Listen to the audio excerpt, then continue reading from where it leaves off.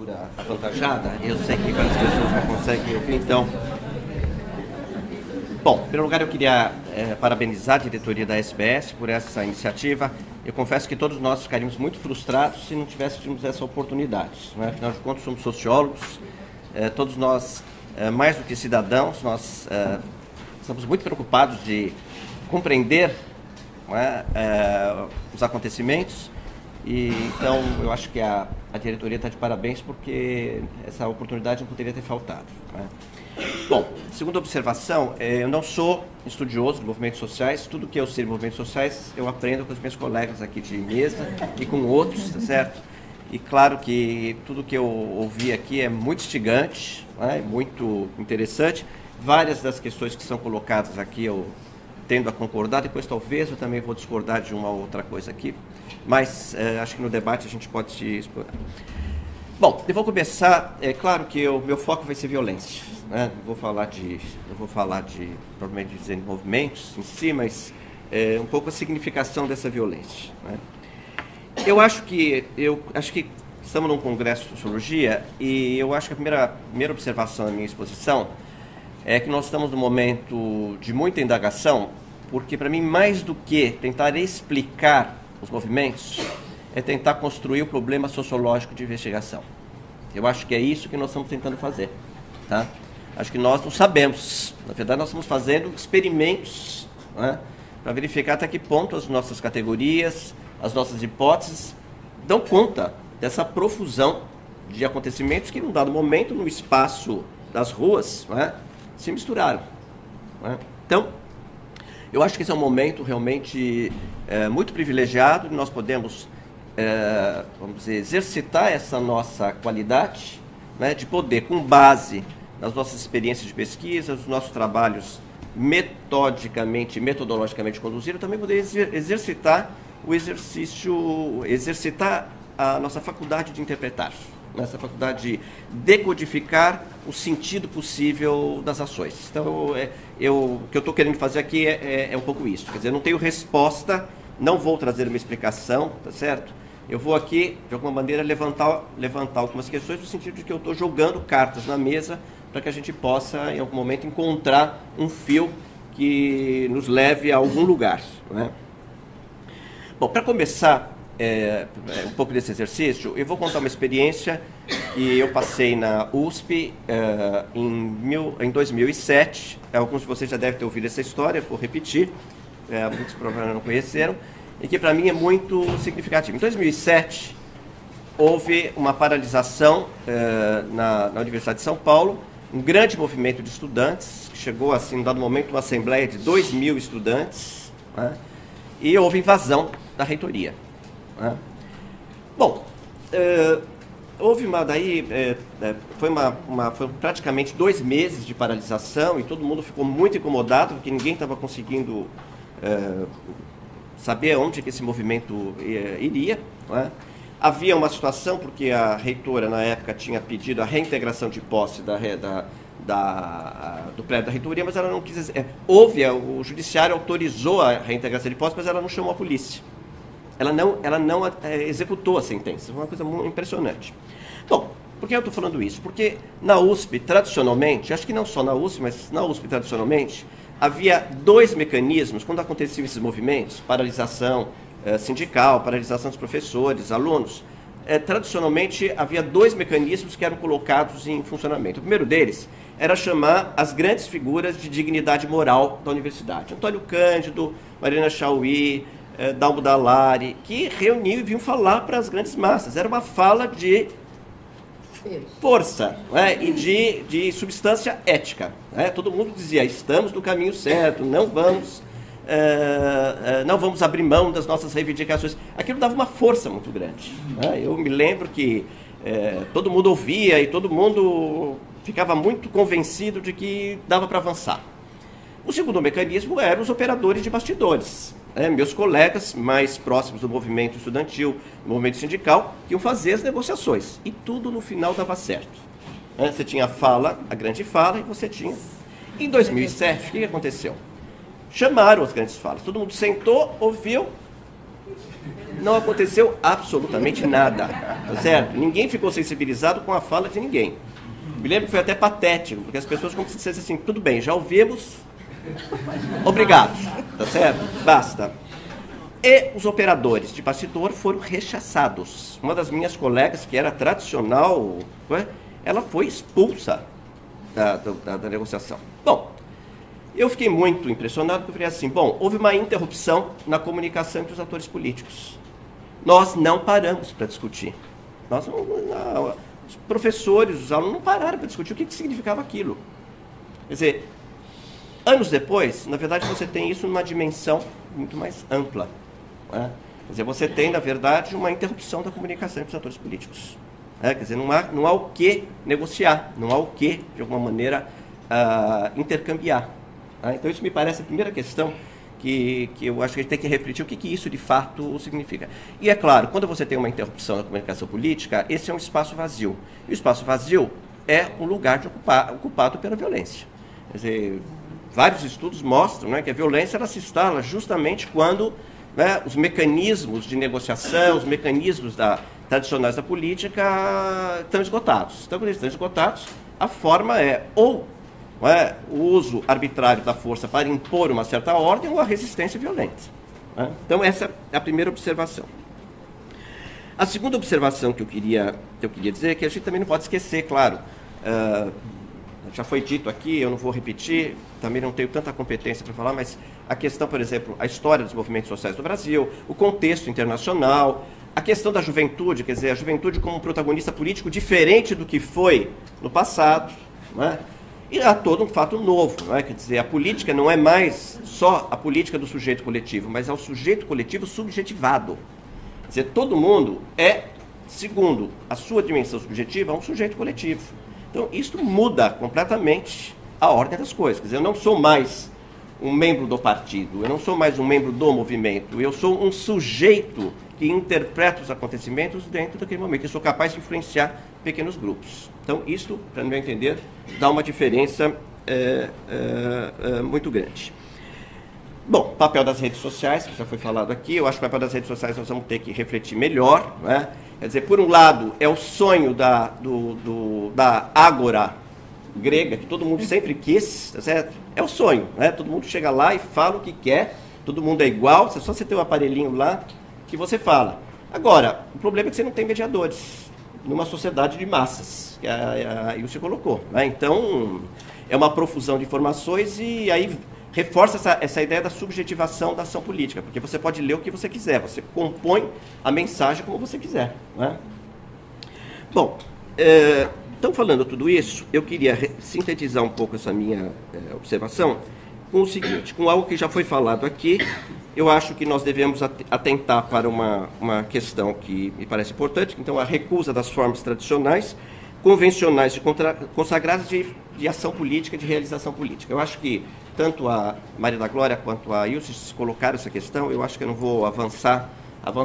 Eu acho que tem alguma coisa que nós devemos prestar muita atenção, que é a relação entre democracia e burocratização. Quer dizer, a nossa democracia estava virando uma democracia cada vez mais burocratizada, cheia de fórmulas, a judicialização da política virou a política, Então, claro, você vai esvaziando de sentido a ação política. Quer dizer, o que é o verdadeiro sentido da ação política? É invenção, é criação, é inovação. Quer dizer, quando você burocratiza e tudo, na verdade, entra em fórmulas conhecidas, você tem interrupção da possibilidade de inovar.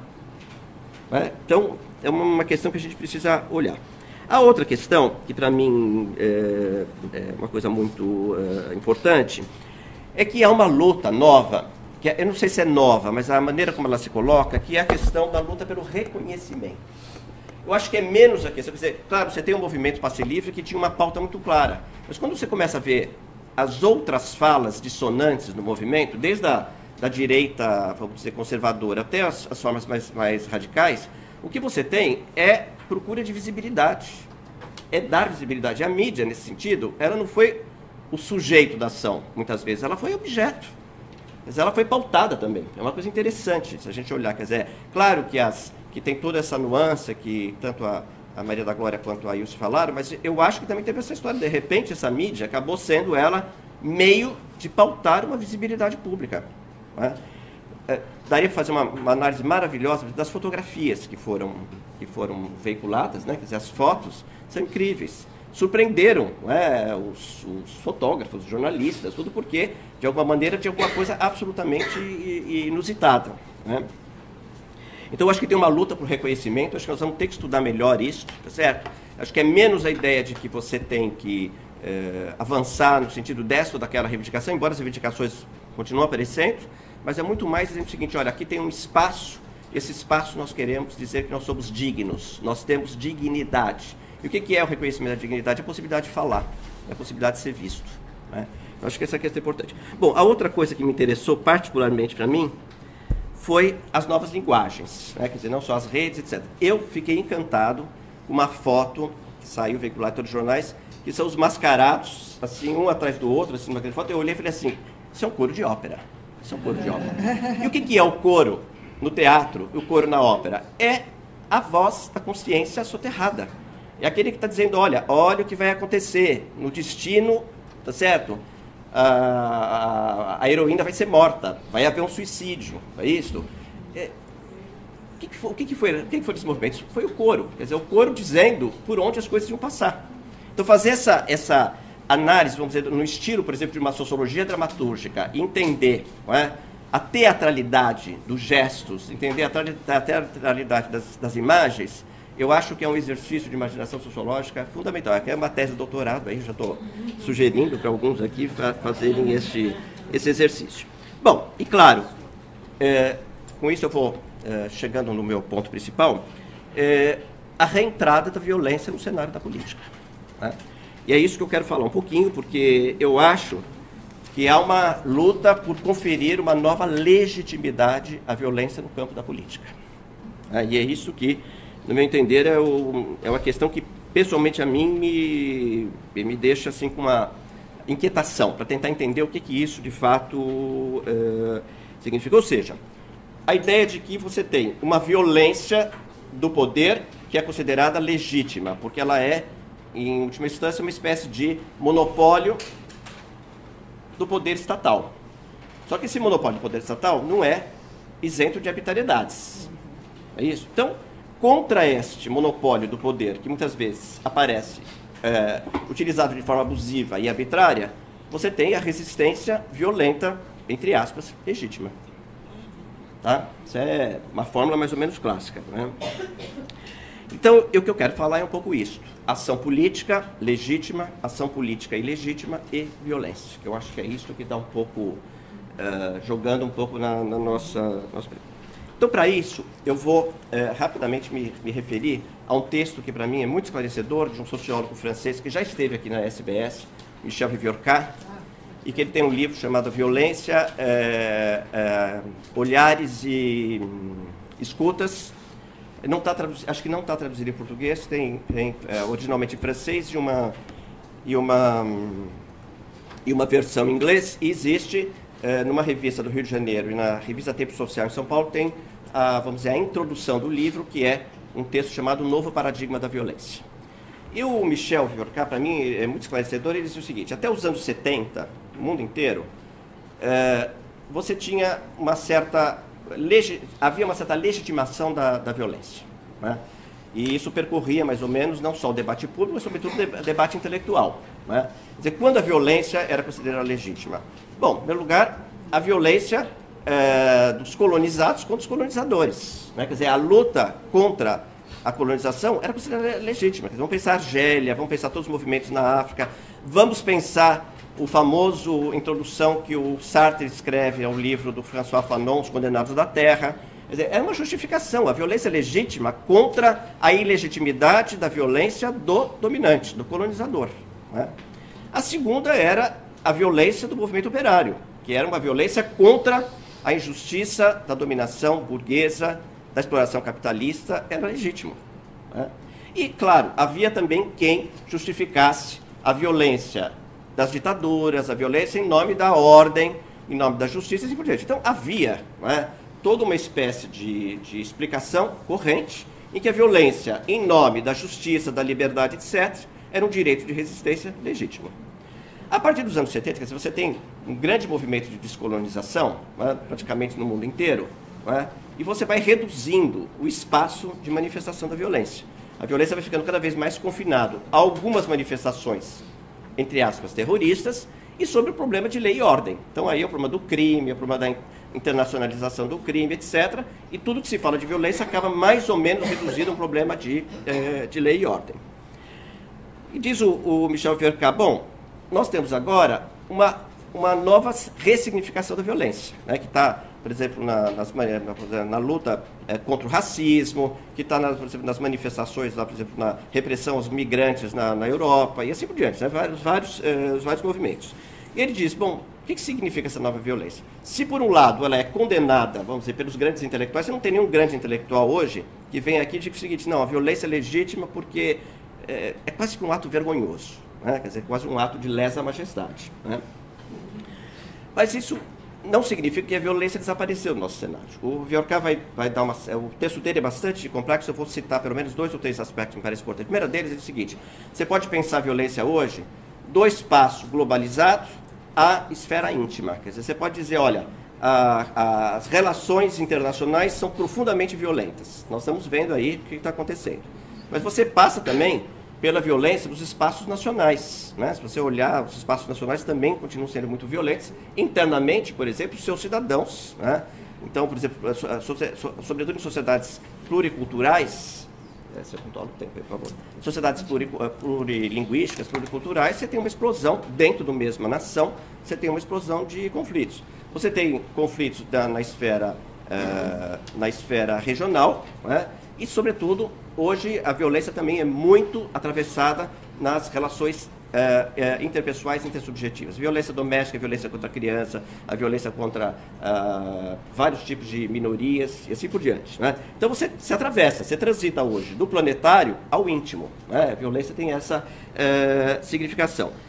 Ela não se explica nem por aspectos estruturais e também não se explica apenas pela ação dos atores. Então, o enigma é um pouco esse. Como é que você, de alguma maneira, consegue entender a violência nesse espaço entre as estruturas e os atores, né?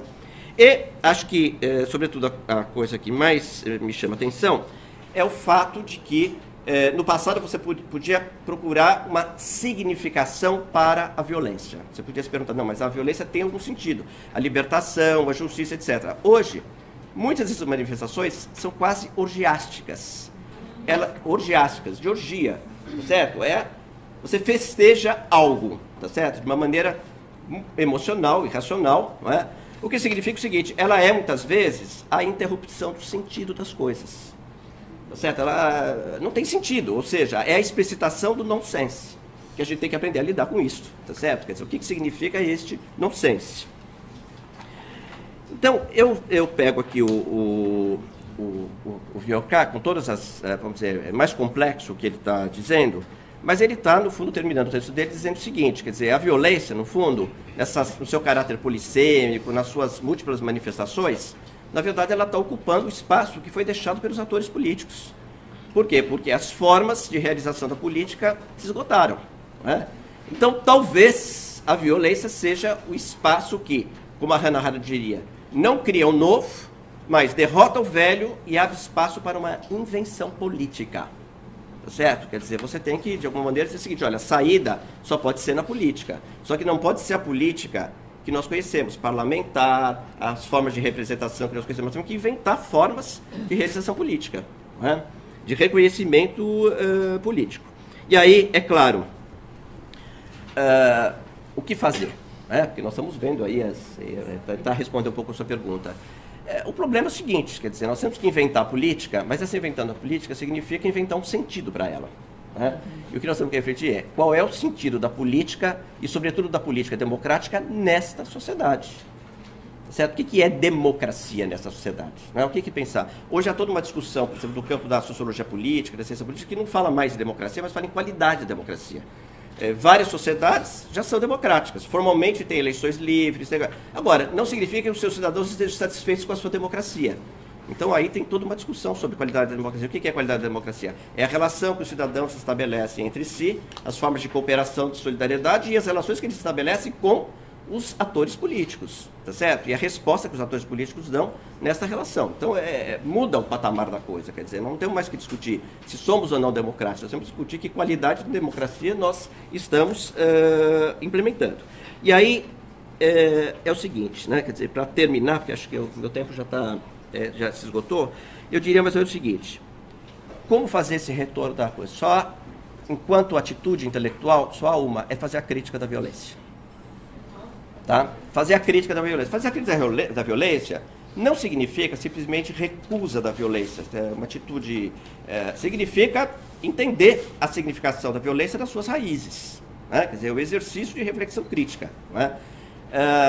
E, voltando aí a um texto muito conhecido do Walter Benjamin, fazer a crítica da violência é fazer a crítica do poder. E fazer a crítica do poder é fazer a crítica da dominação, ou das formas atuais e correntes de dominação. Quer dizer, no fundo, se a gente hoje quer procurar uma saída, nós temos que procurar a saída disso, justamente na crítica ao poder e nas formas de liberdade, e na busca das novas formas de liberdade. Por quê? Porque o impasse de todo esse coisa está, inclusive, na nossa organização constitucional. Nós temos a garantia de que as manifestações são livres, é livre a manifestação religiosa, é livre a manifestação de expressão política, etc, etc. Agora, qual é o limite entre se dizer aqui termina a manifestação e aqui começa a violência? Não existe, na prática não existe, tá certo? Então, só há uma possibilidade, o constante exercício crítico da violência. E fazer o exercício crítico da violência é fazer a crítica do poder. Fazer a crítica do poder é fazer a crítica das formas de dominação. Acho que é isso que nos cabe como sociólogos, como imaginação sociológica e a possibilidade de a gente ter saídas. Eu não tenho respostas, mas eu acho que é possível pensá-las. Vamos.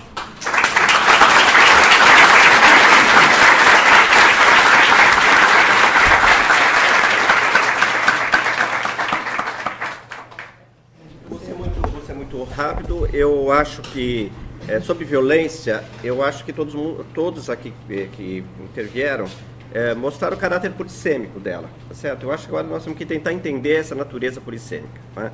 Eu achei fantástica a fala do Juarez, é o melhor exemplo disso, né? Quer dizer, há múltiplos sentidos que estão sendo buscados nessas ações. Então, eu acho que a minha posição agora é um pouco a posição de observar e tentar me sensibilizar para poder compreender e ter alguma direção. Né? Eu discordo eu acho que o espaço vazio é o espaço da violência. Só que aí a minha formação aretiana, eu acho que a violência não constrói, a violência destrói o passado, o que constrói é a democracia. Então a violência, a democracia vem ocupar o espaço vazio destruído. É nesse sentido, tá certo? Que eu tinha falado. A outra coisa que eu queria rapidamente falar, eu acho que a questão do direito à cidade é realmente uma ideia fantástica. Só que não é só o direito à cidade no sentido de melhorar as condições de mobilidade, isso também, é claro. Mas é o direito à cidade no sentido do lugar da sociabilidade. Quer dizer, o que está se procurando aqui é novas formas de cooperação, de solidariedade, de compreensão das diferenças. Eu acho que tem um mundo aí a ser construído. E eu termino aqui dizendo o seguinte, que é uma coisa que eu não falei, que eu acho fantástico, eu adorei os cartazes. Todo mundo adorou os cartazes, teve frases assim. E o que eram os cartazes? Era recuperar o espaço do humor como espaço da crítica. Eu acho que o Brasil era muito engraçado até 64, certo? Tinha as modinhas, sassaricando, tinha um monte de coisa. Aí vem 64 e se instala uma tristeza geral no país, tá certo? Eu acho que agora é o momento de recuperar o humor, tá certo? Eu acho que é isso que se procurou, os cartazes mostraram isso. E isso é uma forma de ocupar a cidade. Acho que é isso. Ok, muito obrigado.